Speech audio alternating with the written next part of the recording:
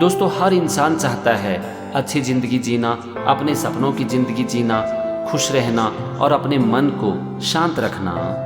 अगर हम हमेशा खुश रहें, हमारा मन हमेशा शांत रहे और हम अपने सपनों की ज़िंदगी जिए तो बस है ना।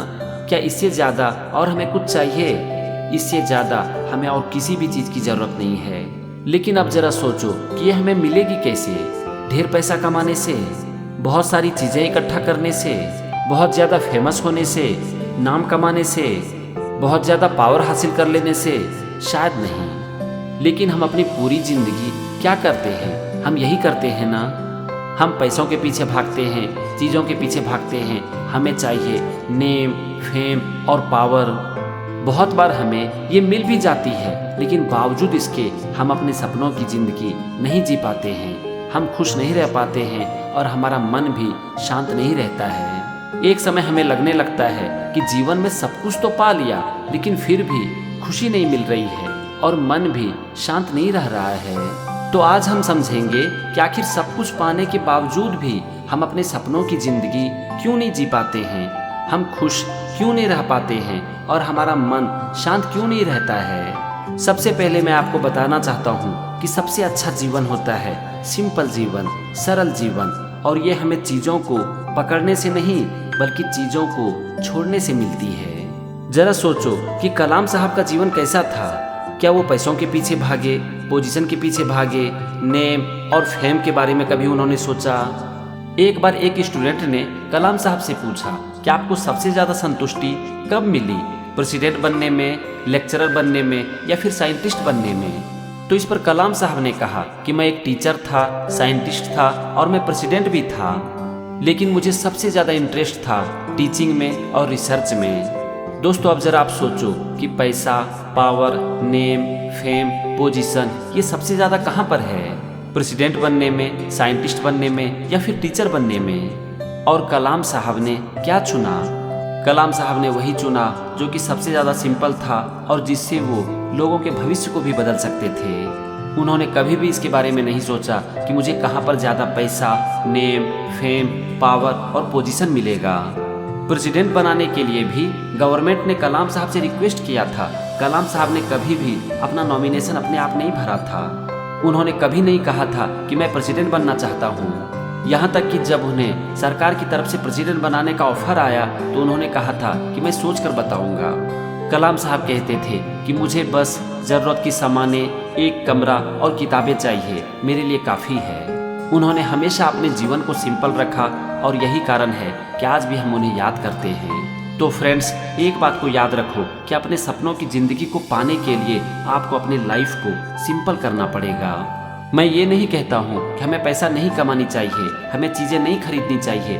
ज़रूर हमें पैसा कमानी चाहिए, हमें चीज़ें भी खरीदनी चाहिए, लेकिन अपनी ज़रूरत के अनुसार। अगर आप अपनी ज़रूरत को बढ़ाते चले जाओगे और पैसा और चीज़ों के पीछे भागोगे तो आप अपने सपनों की ज़िंदगी कभी नहीं जी सकते। आप कभी भी खुश नहीं रह सकते और आपका मन भी कभी भी शांत नहीं रह सकता। इसीलिए जितना हो सके अपनी लाइफ को सिंपल बनाओ। सिंप्लिसिटी के अलावा हमारे अंदर और क्या होनी चाहिए? मैं दूसरी चीज़ जो मानता हूँ हमारे अंदर होनी चाहिए वो है पेशेंस, धीरज। आज हर इंसान जल्दीबाजी में है, सबको कुछ न कुछ करना है, कुछ न कुछ पाना है और कहीं न कहीं पहुँचना है। क्यों? क्योंकि हमें लगता है कि कुछ करके, कुछ पाकर और कहीं पर पहुंचकर हमारी ज़िंदगी अच्छी हो सकती है और हम अपने सपनों की ज़िंदगी जी सकते हैं। लेकिन हम एक बात को भूल जाते हैं कि हमें अच्छी ज़िंदगी मिलती है भागने से नहीं बल्कि ठहरने से। यहाँ पर फिर मैं आपसे ये कहना चाहता हूँ कि मेरा कहने का ये मतलब नहीं है कि हमें कुछ नहीं करना चाहिए, कहीं नहीं पहुँचना चाहिए। मेरा यहाँ पर कहने का मतलब है कि हमें भागने की ज़रूरत नहीं है, हमें ठहरने की ज़रूरत है और ठहराव के साथ हमें अपने काम को करने की ज़रूरत है। हमारे अंदर धीरज क्यों नहीं होता है पता है? इसका सिर्फ एक कारण है कि हमारा ध्यान काम से ज़्यादा उसके परिणाम के ऊपर रहता है। हम सब जानते हैं कि काम करना तो हमारे हाथ में है, लेकिन काम का परिणाम कभी भी हमारे हाथ में नहीं है। लेकिन बावजूद इसके हम काम से ज़्यादा परिणाम के ऊपर ध्यान देते हैं। और जब हमें हमारे काम का परिणाम नहीं मिलता है तो हमारे अंदर का पेशेंस पूरी तरह से जवाब देने लगता है। दोस्तों, पेशेंस एक ऐसी क्वालिटी है जो कि आपके मन को हमेशा शांत रखेगी। और जिस इंसान के अंदर पेशेंस नहीं हो, वो चाहे कितना भी कुछ क्यों ना कर ले, उसके जीवन में कभी भी शांति नहीं आ सकती। इसीलिए अपने आप को देखो, अपने स्वभाव को देखो और ये समझने की कोशिश करो कि आपके अंदर कितना पेशेंस है और कितना धीरज है।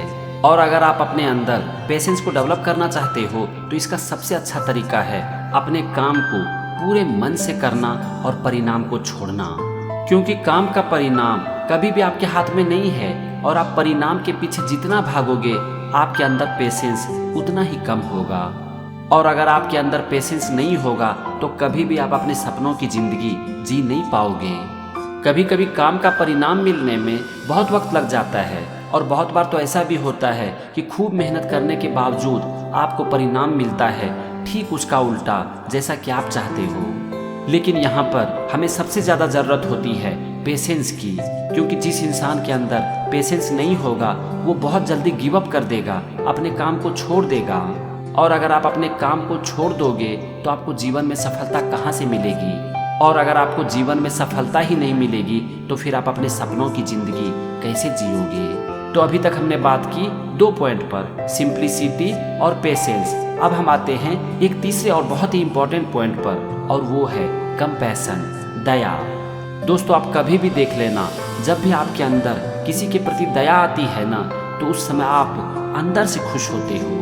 अगर आप अपने जीवन में कुछ चीज़ें पा लेते हो, कुछ हासिल कर लेते हो, तो उस समय आपके अंदर जो खुशी होती है वो कुछ क्षणों के लिए होती है, कुछ पल के बाद आप उसे भूल जाते हो।